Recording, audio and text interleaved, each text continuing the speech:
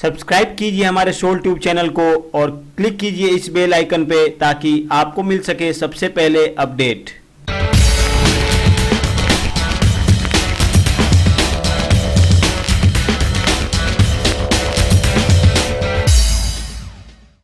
नमस्कार दोस्तों, मैं हूं अनूप सिंह और स्वागत करता हूं अपने YouTube चैनल में। दोस्तों, आज के इस वीडियो में अपन बात करेंगे कैसे आप SBI के नेट बैंकिंग का यूजर नेम और पासवर्ड चेंज करेंगे। इसके लिए आपके पास में क्या रिक्वायरमेंट होनी चाहिए? तो फर्स्ट आपके पास में SBI का पासबुक होना चाहिए, सेकेंड आपके पास में SBI ATM कार्ड होना चाहिए और थर्ड आपका मोबाइल जो रजिस्टर मोबाइल नंबर है वो आपके पास में होना चाहिए। ये तीनों चीज़ अगर आपके पास में है तो आप अपना जो भी पासवर्ड है और यूजर नेम है उसे आप चेंज कर सकते हैं। तो इसके लिए फर्स्ट आपको SBI के लॉगिन पेज जो होता है नेट बैंकिंग का, उस पर आपको जाना होगा और जिसका लिंक मैंने डिस्क्रिप्शन बॉक्स में डाल रखा है। और जब आप यहाँ पे आ जाएंगे तो आपके जस्ट इस जहाँ पे यूजर नेम पासवर्ड डालना होता है उसके जस्ट पास में आपको दिखेगा फॉरगेट यूजर नेम और forget login password. Forget user name में अगर आप फॉरगेट लॉगिन पासवर्ड करना चाहते हैं, अगर अपना पासवर्ड पाना चाहते हैं तो आपको फर्स्ट आपका यूजर नेम पता होना चाहिए। अगर यूजर नेम आपको पता है तो आपको फॉरगेट यूजर नेम नहीं करना है, अगर नहीं पता है तो आपको फॉरगेट यूजर नेम पर क्लिक करना है। जैसे ही फॉरगेट यूजर नेम पे क्लिक करेंगे एक नया टैब ओपन हो जाएगा, ऑटोमेटिक नया विंडो। और इस विंडो में आपसे सबसे पहले पासबुक में CIF नंबर होता है जो आपसे मांगा जाएगा। जो मैंने पहले बताया था पासबुक आपके पास में होना जरूरी है। पासबुक में सबसे ऊपर आपको बैंक अकाउंट जहाँ पे दिया होता है उसके जस्ट ऊपर आपको CIF नंबर मिल जाएगा, उसको आप यहाँ पे एंटर कर दीजिए। और CIF नंबर एंटर करने के बाद में जो आपकी कंट्री है, इंडिया है या फिर अदर अगर बाहर साइड से हैं तो आप उसको भी एंटर कर सकते हैं।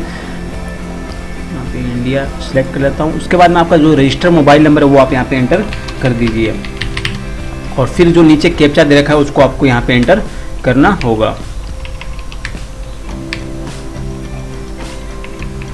और सबमिट बटन पे क्लिक कर दीजिए। जैसे सबमिट बटन पे क्लिक करेंगे हमारे मोबाइल पे एक मैसेज आएगा जिसको अपने को यहाँ पे एंटर करना होगा। अगर आपके मोबाइल पे मैसेज नहीं आता है तो इसके नीचे आपको एक ऑरेंज बॉक्स दिख रहा है, उस पर क्लिक कर दीजिए, आपके मोबाइल पे वापस मैसेज रिसेंड कर दिया जाएगा। मेरे मोबाइल में मैसेज आ चुका है, उसको मैं यहाँ पे एंटर कर देता हूँ। 8 डिजिट का नंबर होगा वो टोटल OTP जिसको आपको यहाँ पे एंटर करना होगा। ये देखिए 75317006 और उसके बाद सबमिट बटन पे क्लिक कर देता हूँ। कंफर्म पे क्लिक करते ही मेरा यूज़र नेम यहाँ पे स्क्रीन पे शो हो चुका है। और अगर यहाँ पे आप नहीं देख पाए, गलती से आप इसे क्लोज कर देते हैं तो आपके मोबाइल पे एक मैसेज कर दिया जाएगा यूज़र नेम, जो आप वहाँ से भी अपने यूज़र नेम को चेक कर सकते हैं। ये यूज़र नेम आने के बाद में अब आपको आगे क्या करना है, फॉरगेट लॉगिन पासवर्ड पे क्लिक करना है।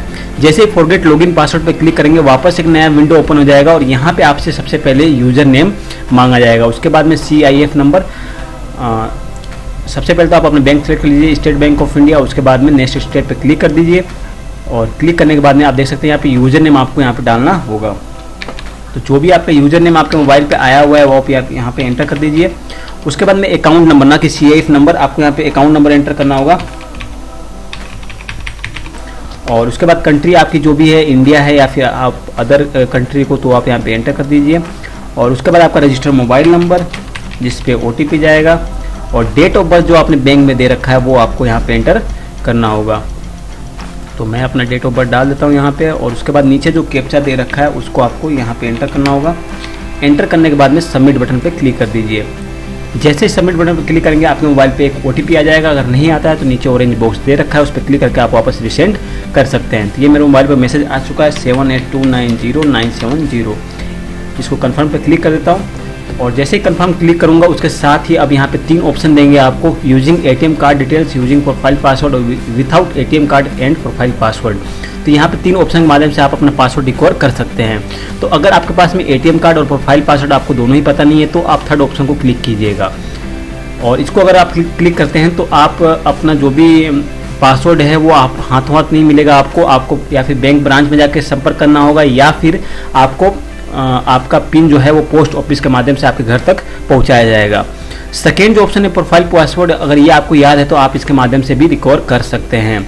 अगर आपको ये भी पता नहीं है तो आप फर्स्ट जो ऑप्शन है यूजिंग ATM कार्ड डिटेल्स, इसका इस्तेमाल कीजिए।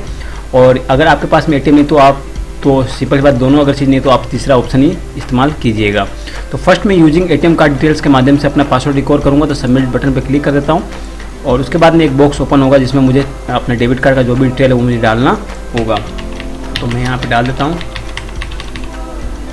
फिर जो भी आपका एक्सपायरी डेट है वो आप एंटर कर दीजिए, लास्ट ईयर जो है वो एंटर कर दीजिए, कार्ड होल्डर जो भी आपका बैंक अकाउंट में नेम है वो आप यहाँ पे एंटर कर दीजिए, एटीएम पिन जो भी आपने डाल रखा है वो एंटर कर दीजिए और उसके बाद में कैप्चा एंटर कर दीजिए।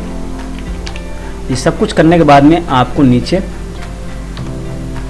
प्रोसेस्ड पे क्लिक करना होगा और जैसे ही प्रोसेस्ड पे क्लिक करेंगे ये आपका पासवर्ड जो है रिकवर करने के लिए नया पासवर्ड आपको डालने को कहा जाएगा। यहाँ आप दे सकते हैं एंटर न्यू लॉगिन पासवर्ड, तो आप यहाँ पे अपना जो भी नया पासवर्ड है वो आप एंटर कर दीजिए और ध्यान रखिएगा यहाँ पे जो भी आप पासवर्ड डालें वो पहले जो आपने पासवर्ड डाल रखे हैं उससे अलग होने चाहिए।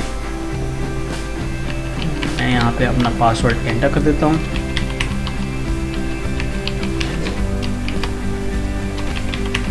और उसके बाद सबमिट बटन पे क्लिक कर देता हूँ। पासवर्ड डालते समय इस बात का ध्यान रखिएगा कम से कम 8 कैरेक्टर होना चाहिए, ज़्यादा से ज़्यादा 20 कैरेक्टर, उसमें कम से कम एक गिनती आना चाहिए, एक अल्फ़ाबेट होना चाहिए, बड़ा या छोटा दोनों ही, और उसके बाद एक स्पेशल कैरेक्टर भी होना चाहिए। तो ये आपका पासवर्ड मान्यता होगा, नहीं तो नहीं हो पाएगा, उसके वापस डालने को कहा जाएगा। इसलिए मैं सबमिट बटन पर क्लिक कर देता हूँ। मेरा पासवर्ड जो है वो सक्सेसफुली रीसेट हो चुका है। अब मैं अपने अकाउंट में वापस लॉगिन कर सकता हूँ।